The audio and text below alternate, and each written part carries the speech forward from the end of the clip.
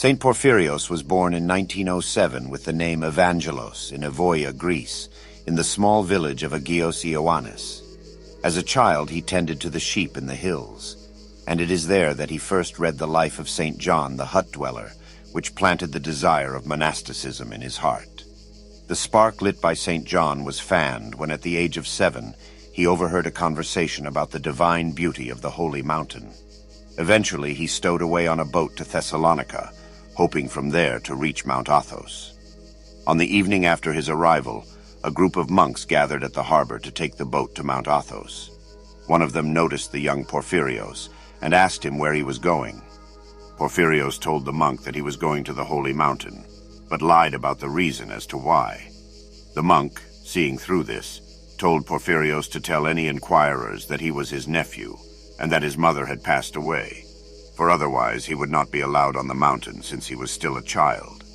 The monk, whose name was Panteleimon, became his spiritual father and brought him to Kavsokalivia, a small skete where Panteleimon lived with his brother, the priest Ioannikos, as fellow monastics. The young Porphyrios loved to carry out the virtue of obedience to his elders, at times being tested by them without even knowing it.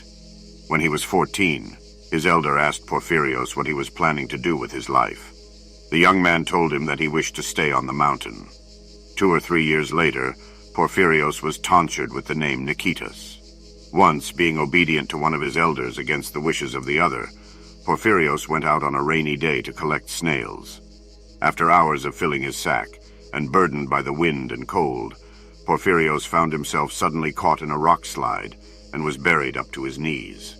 Crying out to the Theotokos, he was miraculously delivered, but having suffered badly, he developed pleurisy and had to leave Mount Athos to seek medical treatment.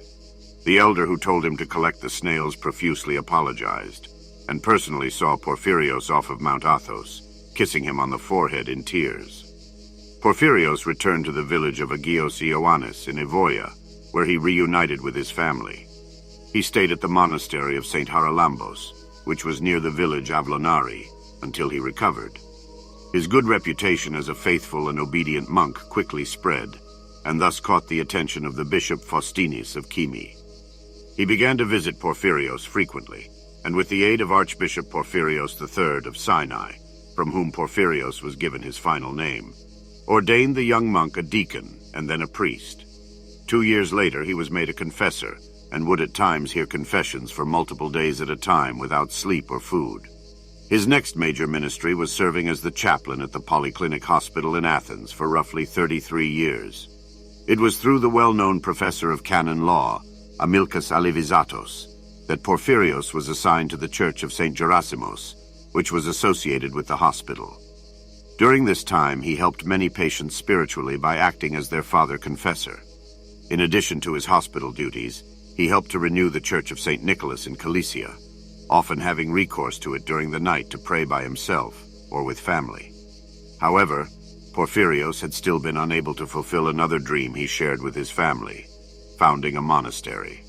After years of searching, he bought some land upon the top of a hill in Milesi, where he later founded the Holy Monastery of the Transfiguration. He remained there for many years before returning to his old cell on Mount Athos, where he spent his last years. He departed this life on December 2nd, 1991. Porphyrios was declared a saint by the Ecumenical Patriarchate on November 27th, 2013. Healings. The elder could heal by touching the patient. One day he was visited by a doctor and his wife. Having asked the elder their questions and having received a comprehensive answer to them, the couple said goodbye. Father Porphyrios, with a usual fatherly smile on his face, took the hand of the doctor's wife and poked it at the exact area where she had severe pain. The elder had no idea about the disease, which they had tried to treat with injections and strong anti-inflammatory drugs for a long time. When Father Porphyrios took her hand, the woman felt the warmth that flowed through her whole body, and she was slightly dizzy. The sensation immediately vanished, and the pain in her hand went away with it. The woman told the elder with tears, "You know about that too, Father." From that day on, she threw out her pills and no longer went to the doctors. Father Porphyrios healed not only people, but animals as well. One Sunday in North Evia, where he was on vacation, there was the following episode. One shepherd asked Father Porphyrios to pray for her flock of goats that were affected by some disease. The elder agreed and stood up in front of the goats, raising his hands to the sky and reading various verses of psalms related to animals. None of the goats moved. As soon as he finished his prayer and lowered his hands, a goat stepped out of the herd, approached the priest, kissed his hands, and quietly retreated. The elder Porphyrios is alive with God, even after his death. When Father Porphyrios passed away, one of his spiritual children was on a business trip to another city and did not know about the elder's death. When the man returned to Athens, he ran into some family issues and, as always, decided to call Father Porphyrios for advice. He took the phone, dialed the number, and heard the elder's voice at the other end. He greeted the elder, asked for his blessing, and began to expound his concerns. The elder listened to him and gave him valuable advice. The joyful spiritual son said, "I will come to you as soon as I am free," to which Father Porphyrios replied, "Don't call me again because I'm dead."